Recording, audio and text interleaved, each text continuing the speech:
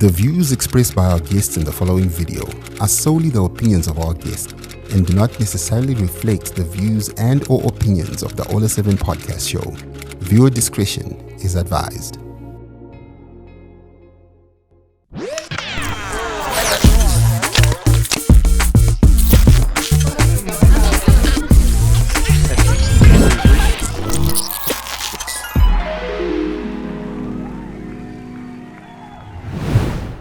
Hello and welcome to another episode of The Spotlight with Yvonne Mangunda. And as usual, we bring you a bigger sporting personality.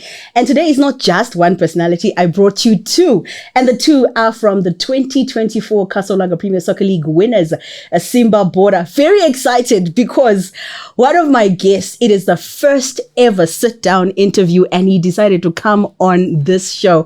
I am talking about... yeah, drum roll. I feel like I wish I had a drum roll. I'm talking about Simba Bhora Ndoro. Hey, ndafara kuona im studio. Muri sei? Atina nedu Yvonne. Kubva kushamba ere kana kuti mamagara muri Harare? Inotogara muHarare although takabva kushamba also shamba ndokubasa but yeah, I stay here in Harare. I also have with him the Secretary General of Simba Bhora, Taurai Janhi, and tajaira kuonana ma interview munoita. And today, what do you say? Nah, I'm right. You want to say? Mazoezi tenchitoti boss, but nasi kuna boss. Naskauya mkuru chaye. When we talk about it, he is the owner of Simba Bhora, like I said, the 2024 Kasolaga Premier Soccer League champions in only their second season in the league. No mutoona in the studio, the trophy is here. And Mr. Simba, tombotanga uti trophy. Okay. Inogara kupi? Trophy yasata tanatsoigadzira pene chepo but obviously ndofana kugara nayo muoffice mangu. Muoffice menyu. Yes. Saka indainandini mimi first day yayomba kwangu.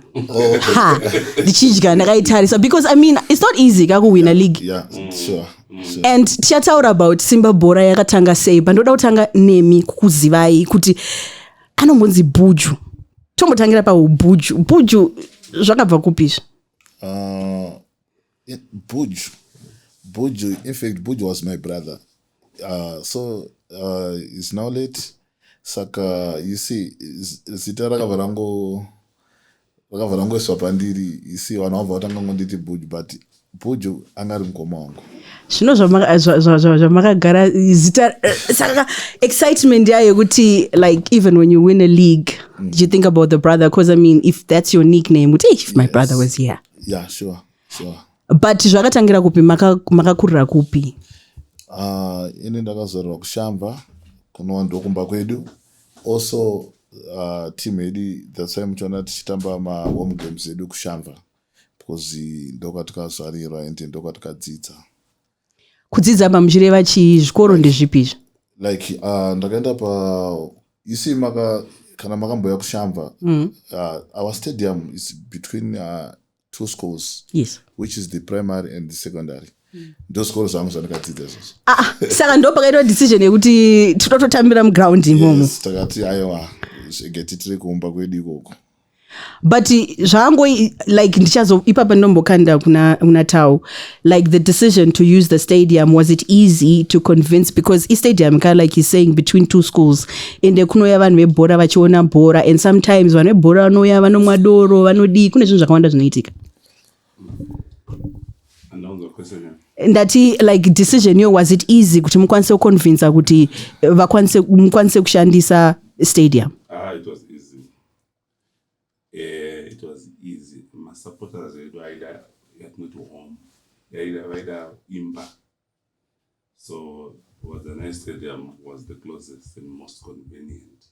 Even Shatarona president kuti ndopaka kurira tinda kuchikoro high school iraba primary iraba zvakaflenga ground. So it's very ironic. Tiri ipapo Mr. Ndoro. Yes.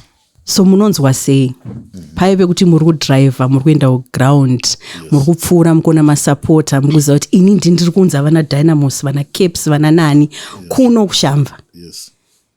Munonzwa sei? You see, to me, andingati zvingandi, in fact, before I start this project, munhu ane ndakagara naye ndakamudza ndakati, you know what, ndoda kudzokera kubhora. Ndadzokera kubhora, ndida kuunganidza vanhu, ndoda kuita magayi webhora, in fact. So now kuona vanhu vachiuya vachiungana, to me was part of zvandanga ndaona kumberi kuti ndo zvandichafanira kunoita. But muono uyu wakaitika rini kuti timbotanga pakuti iyo brainchild yekuti Simba Bhora yakatanga rini? Maive munhu aitamba bhora kuchikoro here? Zvakafamba sei? No, hatingandi hangu ndakatamba bhora kuchikoro, although obviously tiri kuchikoro taitotraina semwana wese kusport, munhu ese aitonzi unofanira kuenda kuita masports, but ndava ndiri munhu webhora. Ndakasupporta Caps for a long time before tazoita hedu zveSimba Bhora, but Caps United ndo team yandozikanwa. That's why you find out even macolors edu they are linked to Caps United. Ndikuona ka and exactly. Saka now kubhora tina kutanga neSimba Bhora like yazoita mbiri 2008 even makona pane nekedi paka, that's 2008. But that was Simba Stars. Okay. Yes, pa Simba Stars what we did, takatanga 2008 second division, 2009 first division, then the same year 2000 tanga tunana Douglas Warriors wangane makore trying kuti vapinde muleague zvichiramba. Saka patakasvika vanhu vakangotitora ngoti ano sema newcomers havana kutitora serious. You know what, ndakatora league that year 2009. Serious? Yes, I'm the one akatora league first time ipapo ndakatora league, but zvinhu zvakadarika zvino hatisina shungu nazvo, but pane my allegations akazongoita against us, like we played our last game, so we were supposed to win the game because isusu na Douglas Warriors so we wanted the game referee decided with goals. So I was playing my last game per home, and you managed to beat. We're playing against the Kadoma United. The same team, first game kwao takawadya 3-0. You see, so now wawaya kuShamva, we played them takawadya 7-0. Ndo mosa takaita kuti same winner 7-0, and we were takavata tangonzi, this is match fixing. So instead of us to promote, wa promote Douglas Warriors.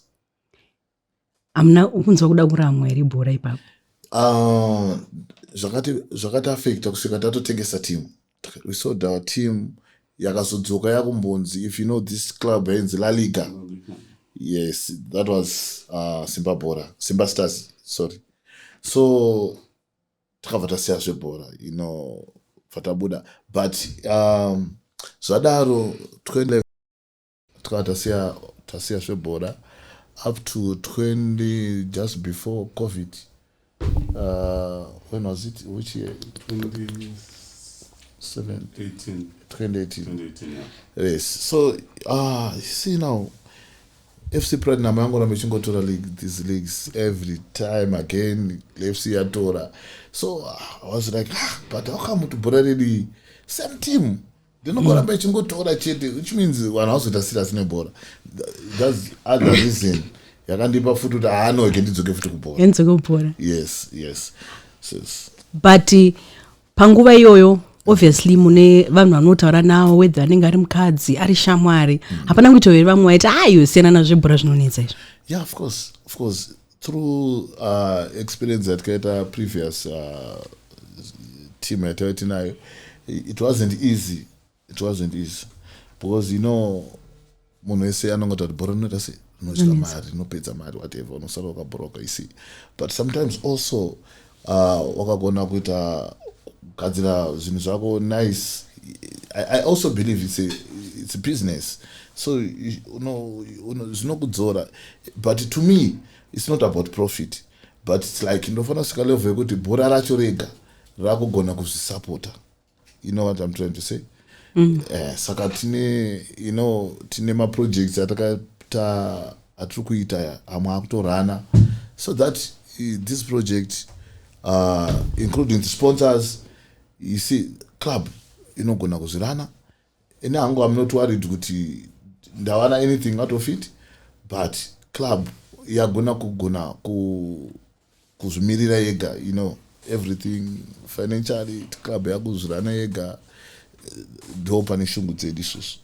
Shungu munenge minadzo and ndikudzosera kumashure pamamshara nyaya ma-allegations aya ekuti mawin ray 7-0. Yes. Though this season hazvina kumira futi because pane pachingonzi Simba Bhora ndofunga itenga magame, Simba Ndoro ndofunga ita mates, zviri kufamba so munoona sei season inoyi? You know what, it's not only Shamisatu why they say that. Do you know what, normally wanotanzi we buy magames yedu wananza kuda kuatake pa home because it was difficult to come kushamva and getting result there, but it's not like that.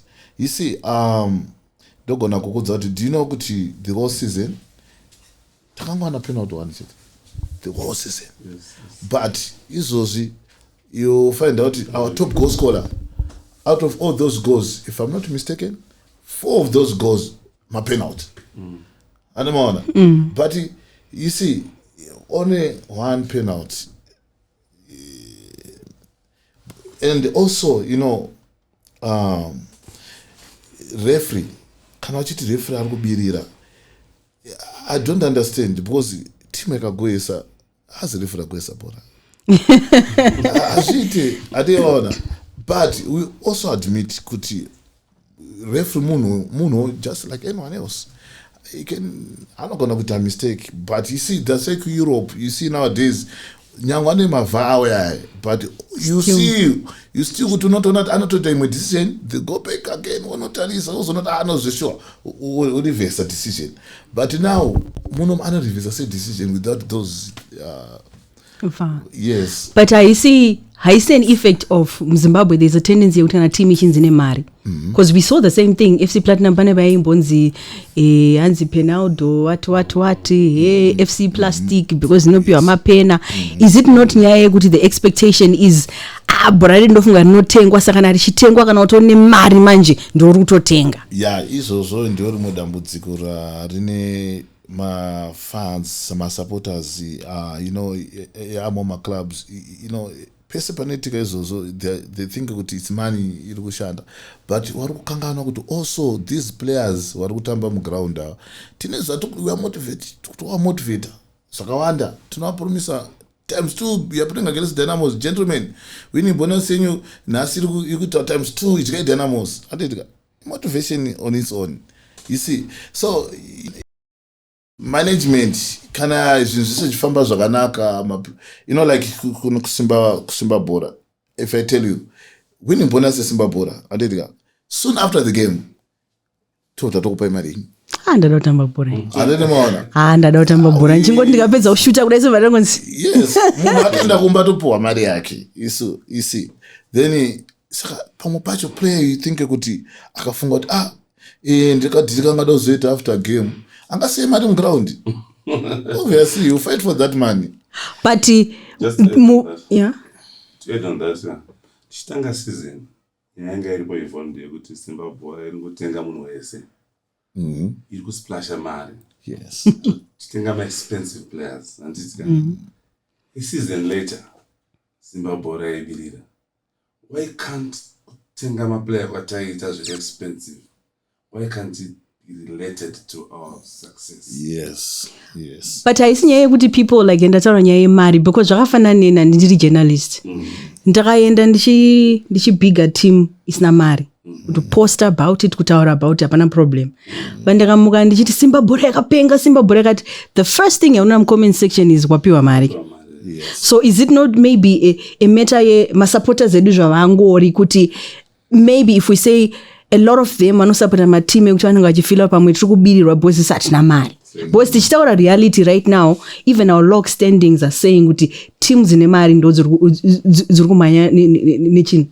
Yes. You know, to be honest, vanhu vebhora vanodana nezvebhora, ma-administrators, ma-owners nema-players ngatirege kuita hit to public opinion.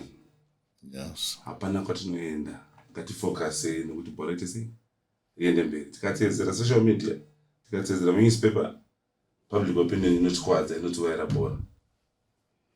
And nyaya yepublic opinion iyoyo hapana painombokuaffecta here, like kana kuti matozvijaira vekuti pane pamwe pekuti maybe munovhura newspaper paradio kana kutumirwa link nemunhu yestory yekuti munoti ndine here ndikutaurwa. Yeah, ndizvozvo, but you see, sometimes kunyarara kunokunda miedzo yakawanda. So zvimwe zvacho unongozvitarisa, but you see ungozviavoid, kungosiyana nazvo. In fact ungozvinyarara kozo, because at the end of the day sezvaitika wakatituka wakaita sei, but izotofiti nayo ka. Yes, so ndakada kurisana nawo kuti ai mazodai kudai mazodai, no chinangwa chedu ndichocho. You see, about this winning this year league, takadzokera you call it what motto, what year club? Yes. Adima watakati chini chedu. Why takati chini chedu? Bosi tunika takaona kuti no takatsira zvese zvinofana kuita kuti like zvatara na SG kuti bhora richitanga manuspaper akatotanga kuataka kuti hey, how can you buy 27 players in two season? Yes. You see, but tarisai 27 players dziepa pazati sweeter now for the league. Yeah, but ndo pane nyaya yakataurwa na Mr. Janhi kuti vanhu havazozvirelate kune izvozvo manje, kuti makaunza Taurai ndiraya, makaunza maplayers, pfungwa dzenyu dzingoti pane zvakaitika. Takagadzira management yedu takai. And ipapo like now that you mentioned nyaya yamupfurutsa and all these people you brought on board, it was a deliberate move on your part, but was it easy to convince, for example, a person like Azaya Mfuruza who had been a Dynamos, Taurai Ndira had been a Dynamos, to convince them to say, because time here you were just team yekushamva or you team yekushamva? Yes. Unoziva Yvonne vanhu vachifamba vanoita impression yavanoda pauri, asi ukagara na Yvonne ukataura naye unomuzwisisa. Saka munhu anogara neni pasi kadangana president tikashare vision anonzwisisa. Varume vakauya kusimba bhora donzvo redu vakaiziva ende vakaona vachikwana muspace yedu yatiri kuda zvokuti kuwina league hatina kujuma, hazvina kutishamisa. If you remember madays ekutanga tichitaura nezvenyaya yeleague vanhu vaiti vanhu vayatanga vatotaura zveleague kudhara. Yes. But we're trying to be as humble and low key as possible. But hatina league kuzotamba, tatauya kutora league. Yoveanza akuzi kuti D1 ngafunga kuti D1 here inongotorwa league just like that. But imimi wo, like you have your vision. You've got people that are pushing your vision. Yes. At the times I'm no feel kuti tiri munzira imwe here kana kuti it's always just been mese muri kuziva kwamakananga ende zviri kufamba nenzira yamuri kuda imise muridzi weteam. Because moto yekuti chinhu chedu handitika, but tikada kuzodzika chinhu chenyu chinezonguva chine vamwewo vanouya into your vision. Yes. Saka hapana nguva dzamunombopesana kana kuti zviri kuenda according to maonero amakaita imi? You see, zvimwe zvacho chinoitika ndechoti to me ndinodaira kuti zvakaenda according zvaidiwa with everyone. That's also reason yaita kuti tigone kuachieve, because if things were not moving chaizo you'll find out kuti takazosvika pakuita race with only two clubs dzange dzasara us and FC Platinum handete maona saka but still takagona kuda sei kuramba kurwisa chete kusvika tatora league 3 games to go league tenge tatora. So to me I just believe kuti inini wacho vanhu ndoshanda nawo wacho everyone takangove on the same side. But pakuunza Taurai ndiraya hapana kumboita nguva here yekuti vanhu vanenge vachiti but Dynamos hazvina kuita akaenda kungezi akazvitadza futi netimu ine mari. Yes izvozvo ndo yenge ritori nyaya iyo yekuti Tonde even patapinda mupremier even the team yatakaasembla last year although takazopedza tichifighta relegation but you find out kuti at one time even coach Norman Mapeza wakatombokomenta wakati I believe kuti Simba Bhora inogona kutora. That was last year. Simba Bhora inogona kutora because waiona vanhu vataunganidza isina but then unozonza vanhu vakutanga kuti takakudza kuti natondo yenyu munoteta mukombo kuweza.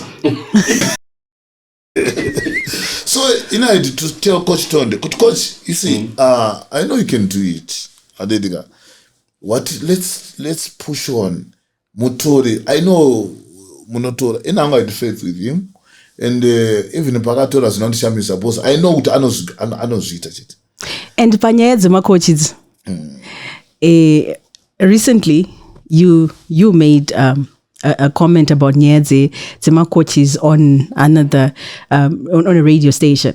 Chimbotudza inyaya kuti zviri kufamba sei, what is the real picture panyaya, because takazongonzwa zvakunzi panzi mediocre coaches zvakafamba sei. Chinonzi chirungu izvo. Chirungu sometimes chinogona kusabuda mataura anoda kuzviita. I want to take this opportunity to apologize to coaches if they were offended by that voice note. The word mediocre wasn't supposed to be there. In fact, the point was to kubasira coach vaende Europe, vaite exposure, so that no attender to mediocrity in coaching.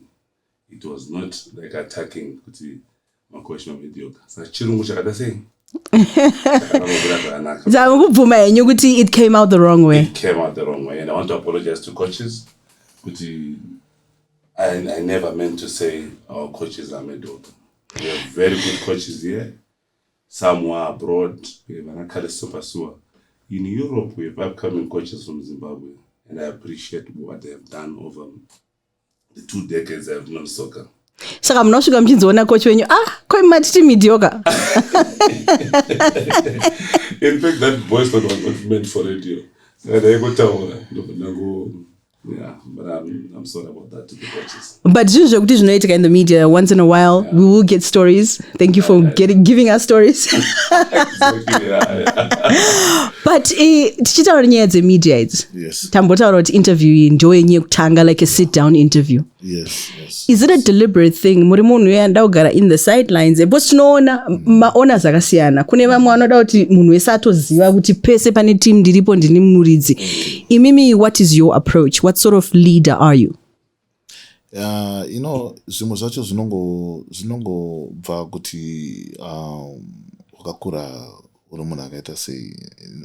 Kuna umwe anokura zvingori kungoti mumwe munhu anongokura ari munhu anongonyara, what I'm trying to say. Because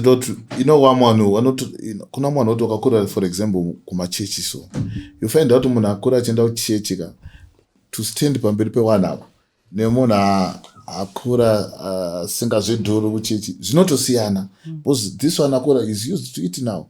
So now tichikura taisingazoziva kuti tichazosvikawo pakuzviitawo zana naSimba Bhora, tichasvikawo kuti mukuda kuti denzawo kumainterview. So inini hangu I'm just like that, and of course handiti kuti handizvifarire, but it's up and up. Ndakafariso, you see, even kuposta chako unogona ngoti ndasindafariswa ngoposta something, but not kuti ndiri munhu weizvozvo. I'm not. Ndangojaira hangu kugara hangu lo yangu iyo singodaro.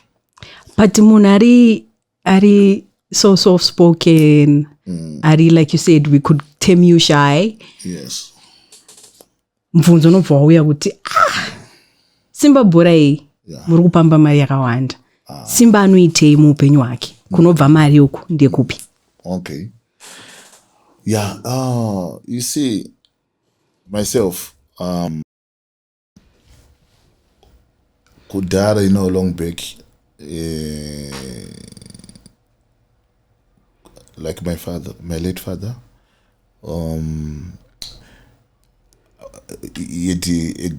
chigayo, angane chigayo. But that chigayo, chaka totendesa chikoro tese. Also myself, if I tell you, the only kwandikashanda nini ndomuchigayo mani. Kupi chigayo chiri kupi? Kushamba. Sama muri mene kai mkuzi chigayo? Yes. Because kuchasa makore acho ka. Yes. Mamuri mene, mami wana mene kai muri chigayo. Ona. So takangokura kumba kongokuri nani nguva dzacho idzodzo wanga ari nani wabereki. Saka zvinhu zvokuti mari hatinazotanga kutsvaga takura. Mari takangogara tirimo mairi through wabereki, like zvandavanotaura. So toti pakafa mudhara ndakatosara ndi muchigayo imomo ndakatotanga kuita my first business was to buy rori. Rori iyo ndakatoireza through nechigayo, trying kuti zvifambe. But Shamva is a mining area at ETC. So unongochiona like myself, pamba pedu pa wabereki. There's this guy, that guy can motivate. You know what I'm trying to say? Tazongon munatenga imba Moraine medu. Ndanatenga imba ya hapa mkomanoi. Next thing atenga moto yake. Next thing atone motor 3. So zvakati motivate kuti no inda akuda kusiya zvichigayo. Detail chi mining is. So that's how I get into mining. Now Ndoro atwa my major business, I do mining. Tamuri mene kai, muri mpinga kai? Not tiri mpinga isa. Sirikutsaga. But zviri sei so? Semuna stamera mpinga. Zviri sei so uchifamba so uchizoti parapandi. Chisvika so kana pa stadium. Vanhu vanongoti muri kumuona ere Bhuja asvika. Yeah, but you know what? To me, ndichiri kushanda. Saka handisandasvika level yekuti ndingazviti ndiri mpinga. No, but I'm working towards those goals. Kuti one day ndaita mpinga. Interesting. Yeah, chigayo abuda vaya nexus. Sama zentanga inyasingazi uchigayo nechawo. Oh. Sanga ifunga tawani shandashi? Muchigayo. Zvokuti because muno muchigayo anogara akazara kazvi. Yeah, so when he says ndashanda muchigayo, vana havanzwe, he explained it in detail. Vana havanzwe kuti vashanda muchigayo. Aishanda muchigayo chema parents. It was not like munhu aitorarama nekuti aishanda muchigayo achibhadhara. Oh, as in he was not like, because munhu anozofunga kuti is exaggeration yekuti ungabve pakuti uri mugai kuti wozosvika pakuti chera wavaramba kuti mpinga. Mubvunzo ndokuunzai kwamuri because impinga kai? Haisi mpinga ere? So it's an interesting story. Mama points ka I'm happy kuti mamwe ndikutomanzwa izvino. Ende ndichitoteera nyaya yechigayo murume achoita mari nemacrash anzichi. Yeah, macrash. Macrash imakurira kupi? Ndakurira kupindura. Oh, imamura town. Oh, okay. Remember, he then came and learned in Bindura. Yes. Yes. So you're a very loyal person, because if he's talking about the fact it means you've got people around you in the team from Kudara, so yes. It's easier. Is it easier for, I assume, to share that vision, because makaona na kwa makava ene muruzi wa muda kuenda. Sure. Saka takatarisa, this is from an admin point of view. Okay. What are your aspirations and hopes for Simba Bhora? How big can this project be? Because it's already big that it won a title in the second season, but I'm assuming there are bigger things you want to do. Of course. What we want to do, Yvonne, is we want to conquer Africa. Be one of the best clubs in Africa. We have always dreamt to be, besides the president being the Magaya of football, we always have dreamed to be the TP Mazembes of Zimbabwe. So this was 20 years ago when we spoke about it, when he wanted to be the Magaya and be the TP Mazembe of Zimbabwe. It's 20 years ago. Now, imagine we have an opportunity to play TP Mazembe next year. So dreams have been turned into reality, but there's a lot of work to do. We need to make sure we hammer on our governance. We need to make sure that we improve on our club licensing. For us to be out there and be like Kaizer Chiefs and Sundowns, Chakawana Zoroga Zero. So from an admin point of view, tichiri vadiki, tiri kukura, brand iri kukura, but isuta kufana kualign and kukura kaita sei, kwakaita brand. So we're in the process yokuita restructure, nekugadzira ma-systems edu, nema-processes edu, nekugadzira ma-policies edu, constitution, chikoro chakawanda chinodiwa kuti muzokura musvike kuna Kaizer Chiefs. So hambotaurwa na-president, we are in the process of making Simba Bhora self-sustainable. Kuti homwe mukuru saramba ichiswa okay every time to support Bhora. Toda kuti zvimire. Saka ndoti dream yedu. Hatidi kungova vanhu vanowana ma-trophy shirt. Toda vanhu kuti tinoti takagara kumba takarara tichiona TV. Club iri kufamba. Iri kugona kuzvichengeta yega. That's a very big dream. Very big dream. And muchinzwa, this is administrative dream yavanenge vainayo. Semunhu avane netimu ikure. Muchiziya pamakambodonha paipai initially netimu yekutanga makazoita H2 mane H3. Imimi ndakakupai kana let's say ka time frame ke 5 years kana kuti ke 10 years chicha muda kuona chichiitika. Zvamuti mune muchudzi varume kuti ndokwatoda kuenda. You know what? Pamatotore papa matotanga maprofita. Takaita isusu patakatanga the Simba Bhora project. Takaipa 5-year plan. Tindotona navanhu vanogona kutopopora zvandikutaura izvozvo. Pa5-year plan was kuti tofana kugadzira team yosvika kupremier, yasvika premier totora futi league. You know, our local teams tine dambudziko rekuti when it comes kuenda kuCAF hatisi kuprogressa. Tikubva tangobuda pamwe pacho patoti apa kuya team yatoenda ozona last game zvadhakwa futi.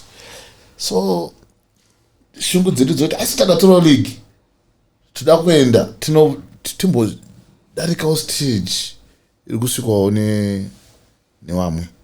All those zvinge zviri pa5-year plan yedu. Saka chiri kundifadza ndechoti vision yedu we are heading so far marongere ataizviita it seems tiri kupusha to that. And success ka inouyawo nevanhu vanenge vachikuudzai zvakawanda. So takatarisana izvozvo tine ma-elections ari kuuya eZIFA. Yes. In the long run, imi Simba Ndoro mune madreams wo here ekuzomindawo zvimwe zvinzvimbo kuZIFA. Yeah, you see, semunhu webhora considering also kuti bhora ringe rakutangera re-local soccer yange asvika at a point yekuti zvinge zvatodhakwa, you know, but is not just bhora redu ratanga kunge rakusumuka. Now national team qualify to Africa Cup, it means there's something chachinja.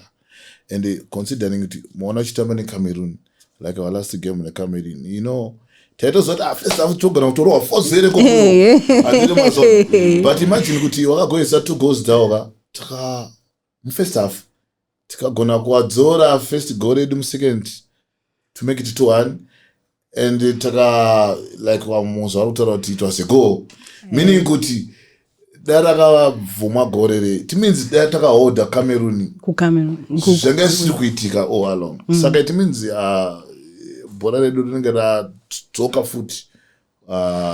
But now obviously to achieve all those things we need people vari muoffice vanogona kutungamirira kuti chinhu chedu chitese chifambe. Myself handikwanisi hangu kuti ndingade kumira to be ZIFA president, but I need to be part of the system. Yes. Any capacity yanenda wana ndinoiswa effort since now ndamo Bhora and kutodzidza kuclub kwangu tinodzidza zvakawanda saka I can also be useful kutiwo Bhora redu remuZimbabwe riite sei riende kumberi. He talks about situation atiri right now with our sport and the elections that are coming and feeding into the bigger picture ye sport yemuno Zimbabwe. Makatarisa imimi because he's the owner. You're the SG. You get to see a whole lot more on the ground on the administrative side. What needs to happen currently? Takatasa even our level ramuri kutambira imimi. Kune ma-issues ere kuti munofila kuti zvinofana kugadziriswa izvi kana kuti izvo zviri positive zvikuratidza kuti tiri kuenda kwakati. On a broader view, we need a leader who helps to improve competitiveness of our league, marketability of our league, so that our league is traction. If there is traction, kuna mafunds akawanda. Kuna mafunds akawanda. Attract our sponsors akawanda. Mari inowanda mubhora. Mari yawanda mubhora. Bhora rinobva rava business. Zvinobatsira munhu wese kubva kuna coach, kuna player and everyone else.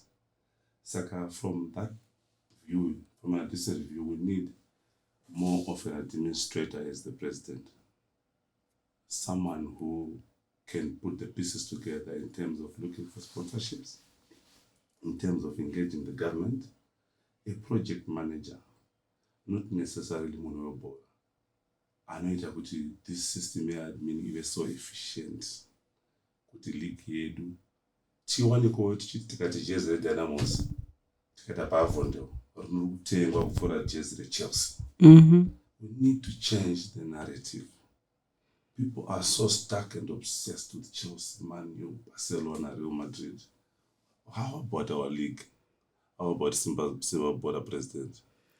That narrative has to be changed. And takatarisa Simba Bhora from Pamatanga Simba Bhora. Tichasa community yeshamba. I had never watched a lot of, I'll admit, I'd never watched a lot of Simba Bhora games. My first game was, your last home game was my first time going kushamba. And what struck me was the connection in the community. Yes. Was that deliberate from the start or pane zvinhu zvambakaita kuti zvidaro kana kuti inyaya yekuti semunhu akagaramo mainzwisisa kuti zvii zvatingaite kuti community yedu ikwanise because tinoona mamwe mateams, if we were to use examples like kushavani, unotoona there's a divide yevanhu vakakura vari veshabhani mine nepakazoya FC Platinum. But ukaenda kushamba, you get the feeling, maybe it's because you one team in Premier League irimomo. Unoyatsoona feeling yekuti iyi team ndemunwe. Yes. Makazvifambisa sei kwekutanga? Was it a deliberate move? Mune makampaign amakaita here? Did you leverage on shamwari dzenyu dzaminadzo dzamaiziva mushamba imomo? You see, I just believe kuti kubhora kuti vanhu vauyeka, vanhu vanoda kufara kwawina. So I believe kuti chimwe, although even tiri kuma second division tingesingori Simba Bhora chete kushamba. I think we had about 4 teams dzinoshamba imomo dzatatorwisana nadzo. But nenyaya ndataura kuti vanhu vanoda team inowina. If I tell you, yesterday Simba Bhora, that ground, team second division, takadyiwa 1 game chete. Then takapinda first division, takadyiwa futi 1 game nechigwe to Pirates. You see, the whole season, now tadzoka futi tam Premier. Tajwa our last home game ne FC Platinum. Yeah, of course. Takajwa 2-0. Wakomana ngwafarisa tutatora chini.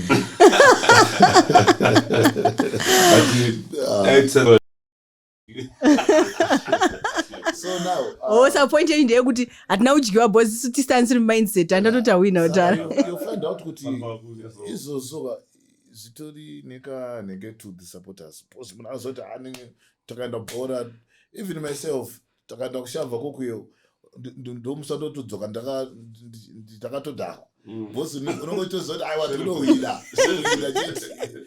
Saka obviously ufaida kuti vanhu hapana chagara kumbaka unonge wakudzwa nyati iwe tawina tazodai. Saka I believe kuti chinounza vanhu kuground kuhwina kwetimu. Parota nyaya yekuhwina hachipe pressure kwamuri here because toziva kuti varidzi vematimu vakana ikazotanga kudyiwa manje vanonzwisisa here. Bhora harisi for the faint hearted. Tinotoma mapirizi eBP.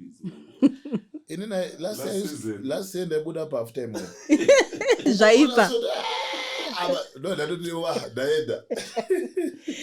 Saka zvatakaita vanhu we blew cold and hot. Imagine last season taifighta relegation. Stress like that now, and all of a sudden next season tis my champions. It's just one feeling. It's one feeling, but like he's saying, kuti that last game, home game, yeah, ina kudampena a bit because vanhu hangoya kavachingofunga kuti mama wina henyu mindset yange yaita wina but hapana munhu anoda kuti adyiwe pahome in that stage of the championship, even though mawina udhara but stage yeseason mamobva kwesoko muchinyatso pahome pachityisa musingadyiwe. Yeah, that was a pinch to us. Azinanya kuti wadzaseka takabatikana kuti record yedu yatada kukipa break ando zvakabata yakaenda hayo green fuel. Yes. But ndo futi pane nyaya yema-conflicting yaenda nichataura yekuti Simba Bhora yanga isingadyiwe pahome. There's a whole lot of noise vari kutengesa. Green fuel because yanga iri mu-relegation zone iri kuwina magame ese pahome. Hapana handisati ndamboona kana article yekuti hanzi green fuel iri kutengesa magame. I mean iri kutenga magame even though vanga vari unbeaten. But tichitarisa for you, this is obviously a question we would ask the coach, but also tacha futi admin kuti there's always this thing yekuti even muri ku D1 panofara ma players paipe kuti awina league unongoshoza kuti muri kufara yenyu but pane vamwe venyu vasiri kuzoona premier ezvinezvi mawina. There's a bigger expectation next season and there's also a bigger campaign in Africa next season. Tichaona futi here 27 players coming on board. As you go up, it's a natural selection. My levels are improve, level equality improve. So it's very unfortunate. It's punishment which what just not going avoid. Team no for strengthen. And that no player that just strengthen team. It means together amount. It's very unfortunate. But we pay tribute to the people who, the players especially in the technical team, but they travel now over G2. And what is now, the list is endless. And you know what I want? Makaita bus, Makafambanes, even 3-2, 3-1. Nivamo actually go Fambanes next season, but now the season. Ayuaka, Takata Ukama, Pana Kuingana, Tinamba Tese, Tinotin, and Basana Makaita. And it's not something I want to appreciate our because Ukama Ukitrana, no Batsana. And tichitaura nyaya yekuitirana ukama muri timu inonzi ine mari ka chero avo varamba kuti imbinga. I'm just imagining kuti ndawedza kuimagina munogona kusanudza mafigures but vakaitirwei vanhu ava kuwina league is not a joke. Mavaitira zvakaita sei? Yeah. Take that to the president. Okay. My packages, my players, information in the private. But what we can tell you is our budget for the last season was more than 600,000. It gives you an idea. You could take a chenga down with Ushkababi. I think that's how we could play a cat takampa mari, you could issue national contracts. But do in terms of bonus yago win a league? Zanga mira say. You don't have to say figures, but aside from wagara une salary yako une winning bonus yako, but apatiri kuti kutenda kokuti mawina. All right, the question would be makavatenda say. Okay. In the process. You see, I think teacher had our celebrations for this. So we're thinking kuti ngwacho yatichaita ma celebrations at the same time. Tichatenda ma players even ma awards edu tichangozviita panguva yacho iyoyo. Saka for now tichiri muprocess yekugadzira kuona kuti how best we can do it. Hint, hint, hint, something big is going to happen. But And if Scotland sets the precedence in D1, I can't wait to see the Premier League champions. Kuti, what Chita say? Yeah, this is noti zvinogadzirisika kusvika papi. But obviously, zvangofana neprize money, obviously we are going to share with the players because ndovakatora club inotoro percentage ene, these guys otoro percentage yavo. But you see, patetamba bhora paiwanikawo vanhu vaipleja. So also tinofana kunge tizogara navo futi pasi kuti no gentlemen, ona izvo taida kuti vakomana vaite watiitira. Saka zve zvamukambotaura zvezve tiri papi. But you see now, kana like myself, handikwanise nini kuti ndinobvunza munhu saka wati uchatipa rini. But kungoto we just wait kusvika dzimwe chiri kugadzirira.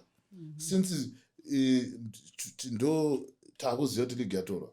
Saka dzimwe munhu anogona kutaura ongoti ndakomita on this, but maybe anofunga kuti it's impossible.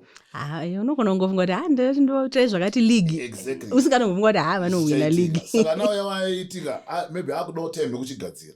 Saka you find out kuti there takumirira kuti nguva yacho mapromises tinayo mapromises, but edisusu as a club we are going to do that. Patinoungana tichita mabiko ekufara, definitely we are going to do our part, give them share yemari yakabuda. I think makaiwana check here.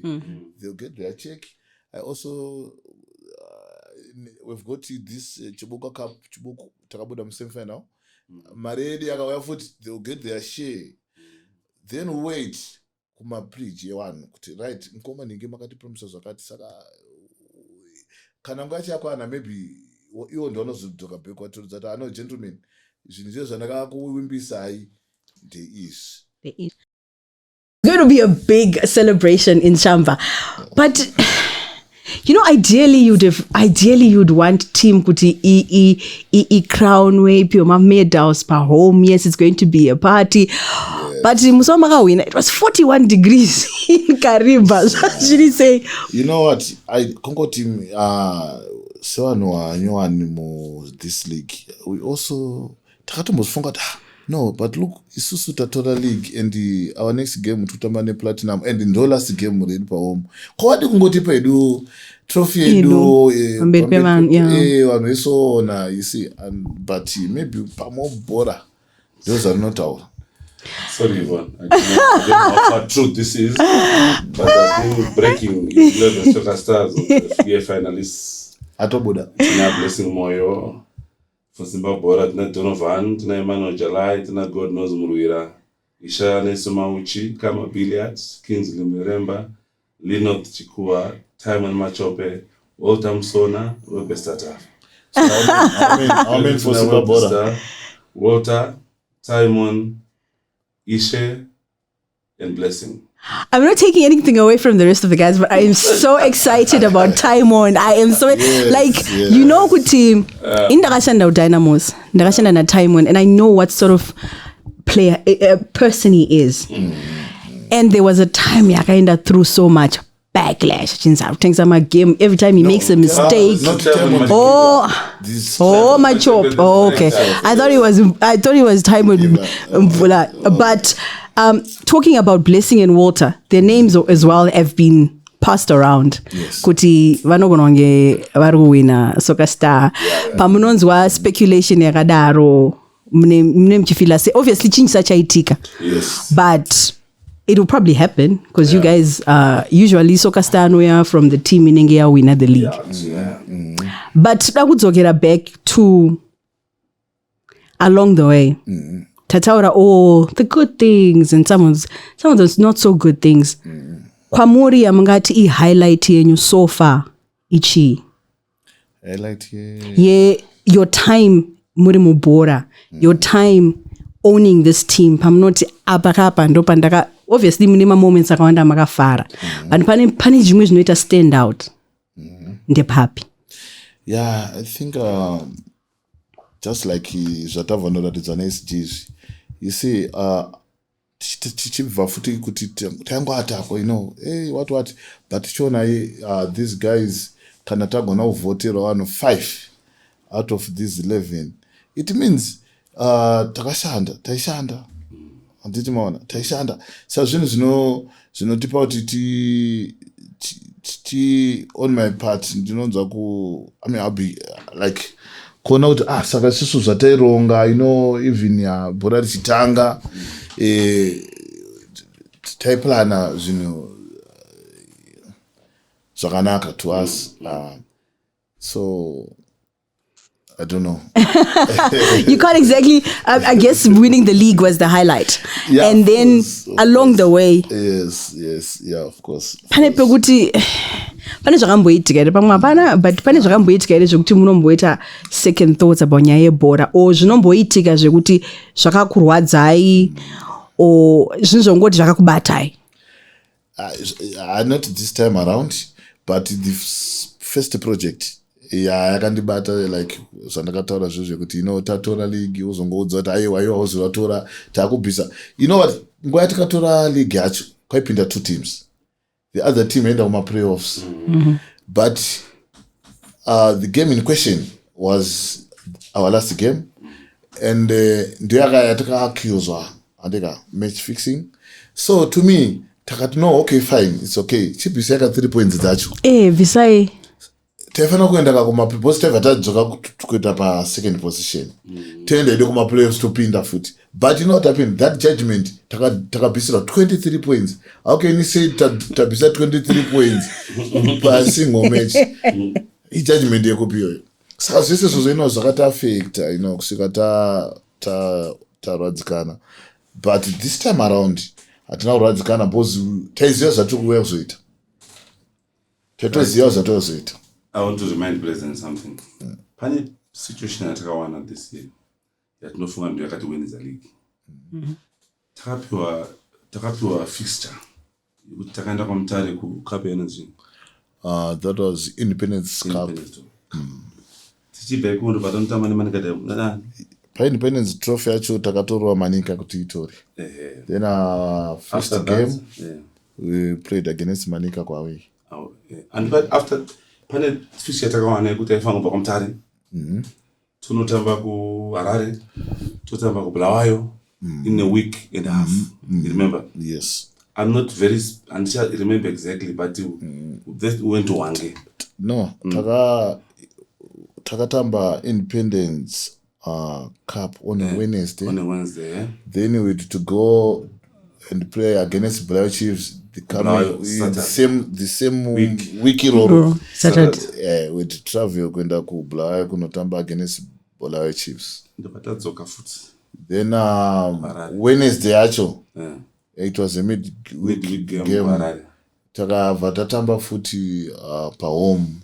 So we had 3 games, actually 4 games. In a space of a week. And you achieve how many points? 7 out of 9.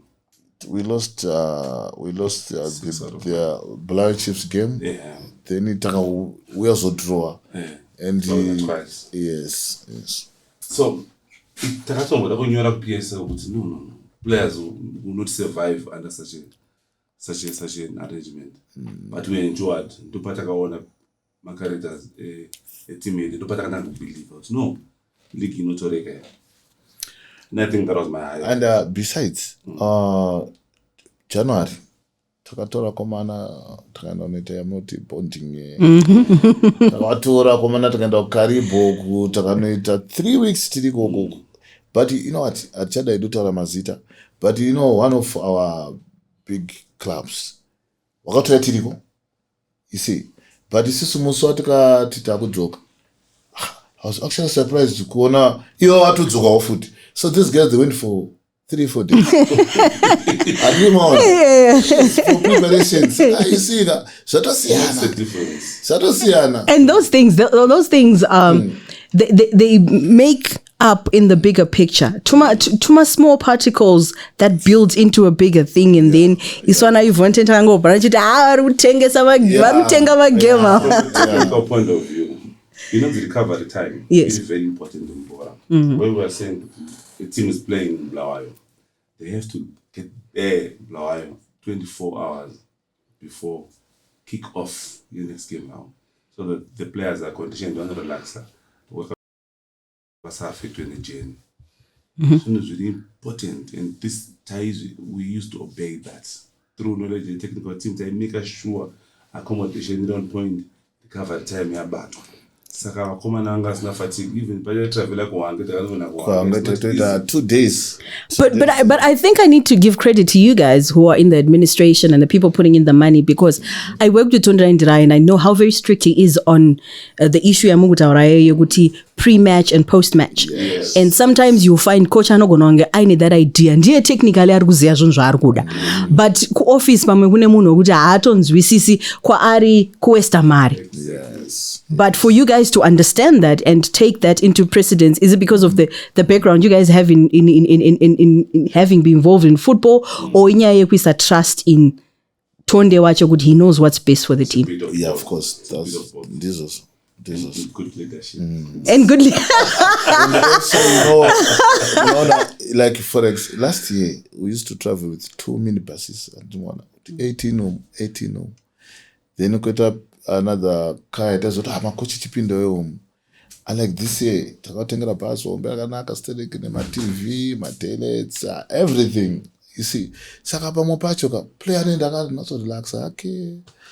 Achienda ake if go to ange, you see the journey aifeka muradza boss. plus ngotamba bhora izoti kumba wasiya mari yechingwa chiripo.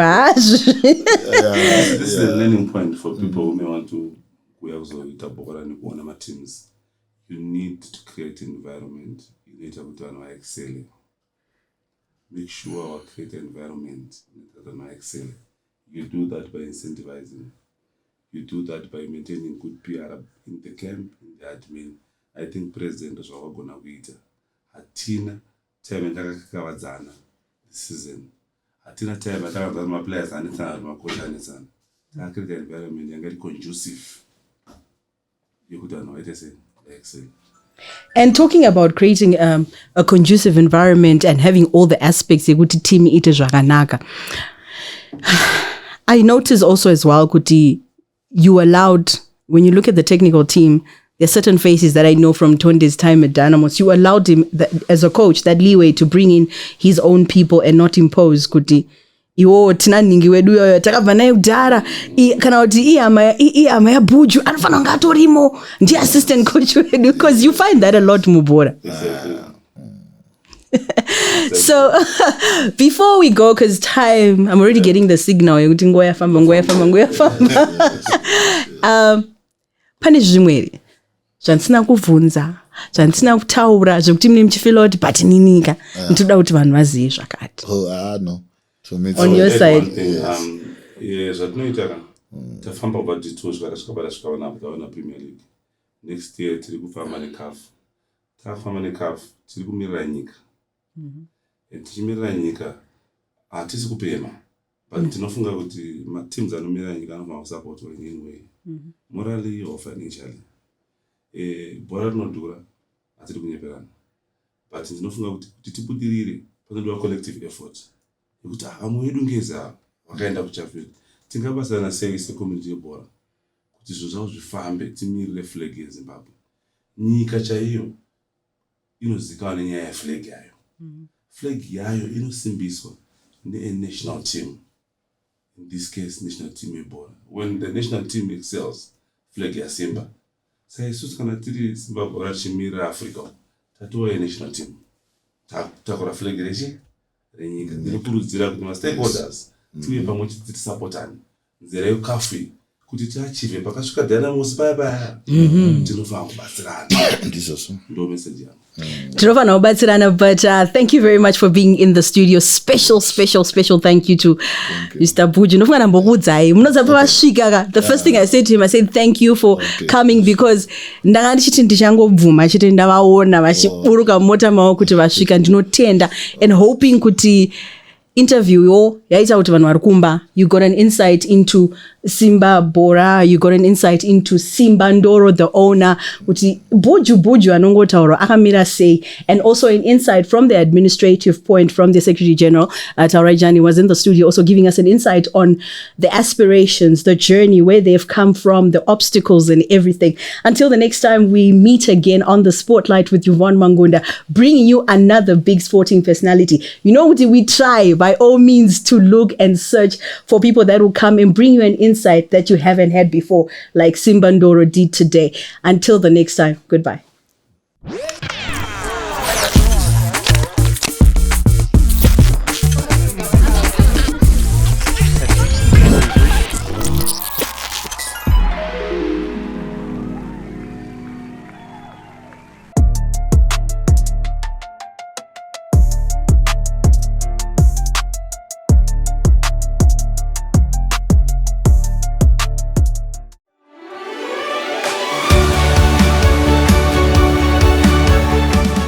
It's the little things that make us giants in our industry. We put in that extra mile of service so your car can go that extra mile of performance. Our aim is to make our stopovers feel like home. Giant Petroleum. Limitless energy.